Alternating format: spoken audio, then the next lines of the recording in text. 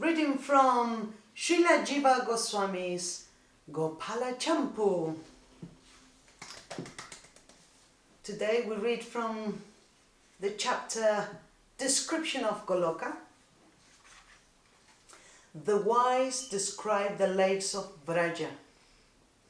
Look, residing in the forest without moving, the lakes nourish all things, determining this the best of lakes, increase the rivers by their flowing waters.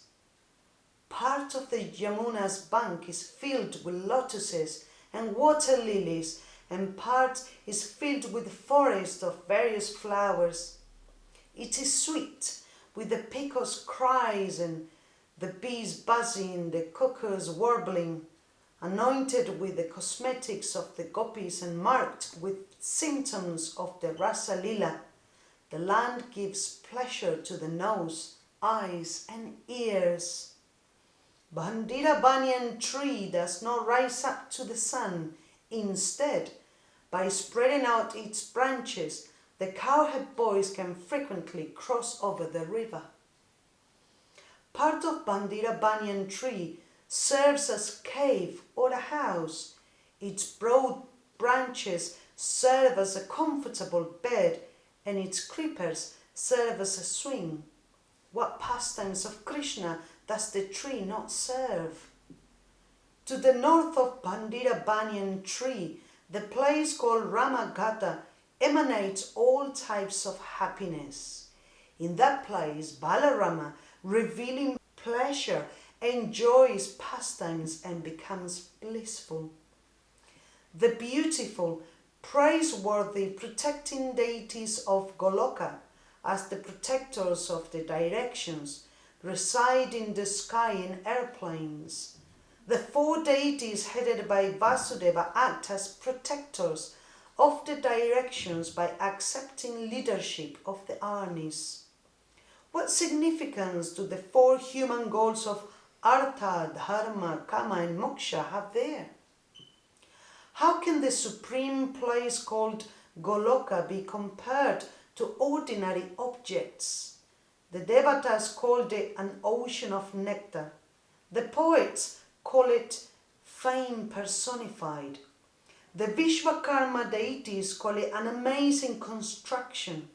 The Gyanis called it Brahman, containing all types of bliss. The devotees of the Lord call it the personification of Prema.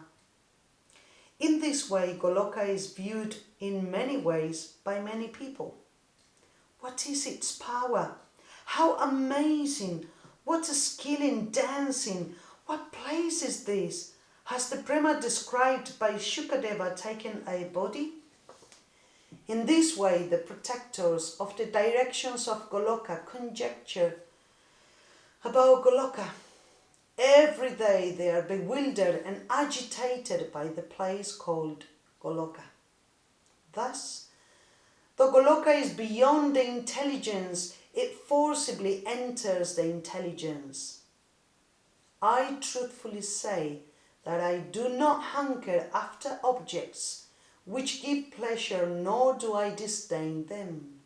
But I have developed a desire to see the eternal planet of Krishna, which produces affection for Krishna and for which Krishna has affection. It is most desirable to hear the name of Goloka in all the unlimited universes and in all the Vaikuntha planets. On hearing of it, even Lakshmi desires it. In Goloka, Krishna resides with his prominent friends. My heart has become inundated by their sweetness and has become attracted to them at every moment. Oh, what shall I do? I have hastily begun this description, but I do not know how to continue. First of all, there is seen this absorption in Krishna's beauty and appropriate pastimes. First, he calls the cows from the sheds for taking them to the pasture. Then he plays with his friends. The cows wander away. He goes searching for them. He calls for them and then goes far away to fetch them. He tells his friends to go and bring the cows. Then he plays again with his friends. Remembering these pastimes, I become excited. Sometimes Krishna and Balarama hold hands, laugh and make others laugh. This agitates my heart. The sound of the flute may make the trees blossom and may suddenly liquefy mountains. It may make the water stop flowing or make the river flow to the west instead of the east. But why does the sound of the flute suddenly come so close with such power, enter the ears and agitate the devotees meditating on Krishna? For one cannot say whether it causes happiness in their minds. When Krishna wanders about for his pastimes in various places, do the trees blossom in bliss? There is no question and no speaker there. There is nothing to ask and nothing to explain. But it attracts the minds of the devotees. While herding the cows, the boys, with tears in their eyes, sing songs with sweet melodies. Remembering the past events from Krishna's birth, they immediately begin to faint.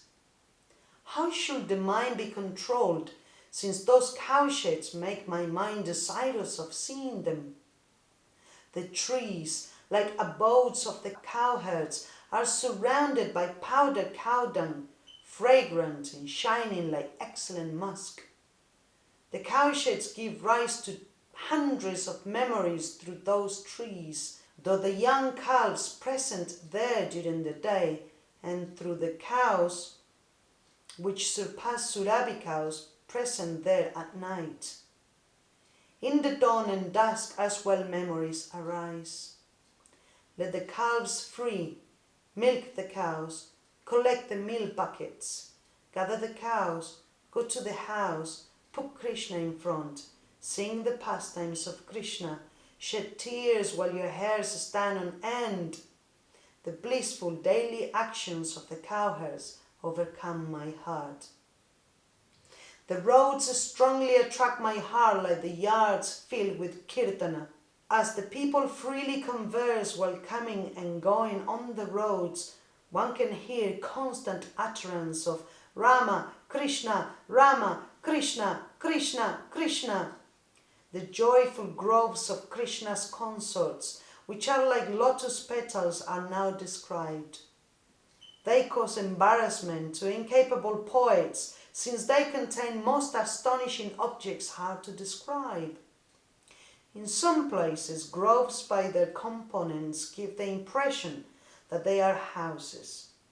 In some places, the hundreds of houses give the impression that they are only bowers, because of their beauty. In some places, there is water thick with blossoming lotuses at every step, and in other places there are land lotuses. How can one describe each object there? Hearing the songs composed by the Sakis and the forest deities with musical embellishments, revealing sweet ragas sweeter than honey, describing the Purva raga of the gopis, filled with the pains of prema for Krishna, who can determine whether it is happiness or grief? The hearts of poets become constantly filled with various sentiments while meditating on Krishna as he performs pastimes with the gopis, which are the essence of affection. Fine songs, artistic dancing, gathering fields with prema, and grey mock quarrels. Prema behaves like kama. The actions of prema create strife. Emotions like being stunned overcome the Sakis. Hearing of their pastimes surpasses all other subjects heard. The pastimes between Krishna and the gopis within the forest of Vrindavana reigns supreme, dispelling all judgment. Jai. So beautiful.